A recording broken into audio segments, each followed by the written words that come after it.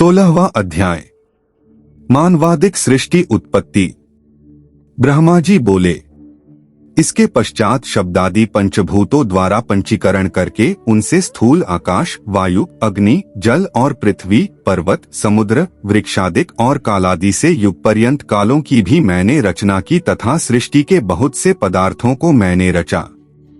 परंतु जब इससे भी मुझे संतोष नहीं हुआ तो मैंने अम्बा सहित शिवजी का ध्यान कर सृष्टि के अन्य पदार्थों की रचना की और अपने नेत्रों से मरीचि को, हृदय से भृगु को, शिर से अंगिरा को और कान से मुनिश्रेष्ठ पुलक को, उदान से पुलस्त्य को, समान से वशिष्ठ को, अपान से क्रतु को, कानों से अत्रि को, प्राण से दत्त को और गोदी से तुम नारद को और अपनी छाया से कर्दम मुनि को उत्पन्न किया।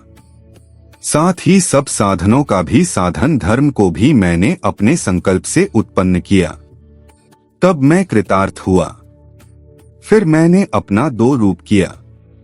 मैं आधे से नारी और आधे से पुरुष हुआ, जिसमें परम साधक पुरुष स्वयंभुव मनु और शत्रुपा नाम वाली योगिनी एवं तपस्विनी वह नारी हुई जिस परम सुंदरी को ग्रहण कर मनु ने विवाह की विधि से मैथुन द्वारा सृष्टि को उत्पन्न किया। तब उससे मनुजी ने प्रियव्रत और उत्तानपाद नामक दो पुत्र तथा आकृति, देवहूति और प्रसूति नामक तीन कन्याएं उत्पन्न की और आकृति को रुचि नामक मुनि को और देवहूति को कर्दम मुनि को दिया तथा उत्तानपाद की छोटी बहन प्रसूति को दक्ष प्रजापति को दिया, जिनकी संतानों से चराचर जगत भर गया। फिर आकृति में रुचि द्वारा दक्षिणायुक्त यज्ञ और यज्ञ की दक्षिणा में 12 पुत्र उत्पन्न हुए। फिर देवहूति में कर्दम मुनि से कपिल मुनि उत्पन्न हुए और इधर दक्ष के 24 कन्याएं उत्पन्न हुई, जिसमें से दक्ष ने श्रद्धा आदिक 13 कन्याओं को धर्म को दिया, जिनके नाम ये हैं: श्रद्धा, लक्ष्मी, धृति, तुष्टि, मेधा, क्रिया, बुद्धि, लज्जा, वसु, शांति, सिद्धि और कीर्ति।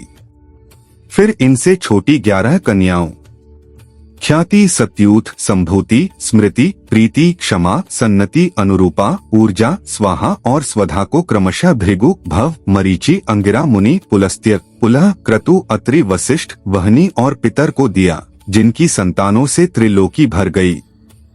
फिर तो शिवजी की आज्ञा से प्राणियों के कर्मानुसार असंख्य जातियों की उत्पत्ति हुई और जिसमें ब्राह्मण श्रेष्ठ हुए।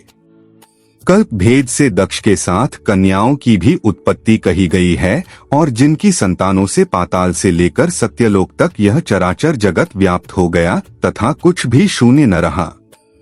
इस प्रकार शिवजी की आज्ञा से ब्रह्मा जी ने सृष्टि की रचना की। सदाशिव ने त्रिशूल के अग्रभाग से सती की रक्षा की, जिन्हें सर्वव्यापी विष्णु जी ने अपने प्रभाव से पहले ही निर्माण किया था और भी कन्याएं दक्ष जी से लोक कल्याण के लिए ही प्रकट हुई थीं। इस प्रकार शिवजी ने भक्तों के उद्धार के लिए बहुत ही लीलाएं की, जिनका वाम अंग वैकुंठ और दक्षिण अंग मैं हूँ।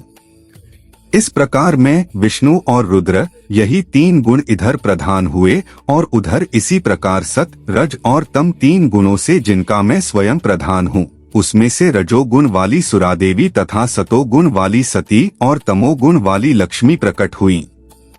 सती के परा और शिवा, उमा, ये 3 रूप हैं, जिनमें यही शिवा सती के रूप में शंकर के साथ ब्याही गईं और पिता के यज्ञ में शरीर त्याग कर नारद से अपने पद को प्राप्त हुई। फिर पार्वती होकर तप करके शिवजी को मिली, जिनके कालिका, चंडिका, भद्रा, चामुंडा, विजया, जया, जयंती, भद्रकाली, दुर्गा, भगवती, कामाख्या, कामदा, अम्बा, मृडानी और सर्व मंगलदायक भुक्ति मुक्तिदायक नाम हुए। फिर तो यह तीनों गुणमय देवियों और गुणमय तीनों देवताओं ने मिलकर अनेकों प्रकार की उत्तम सृष्टि की। हे मुनिसत्तम, इस प्रकार तुम्हारे लिए मैंने सृष्टि का प्रकार कहा।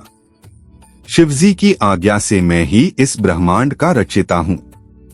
इति श्री शिव महापुराण द्वितीय रुद्र संहिता का 16वां अध्याय समाप्त।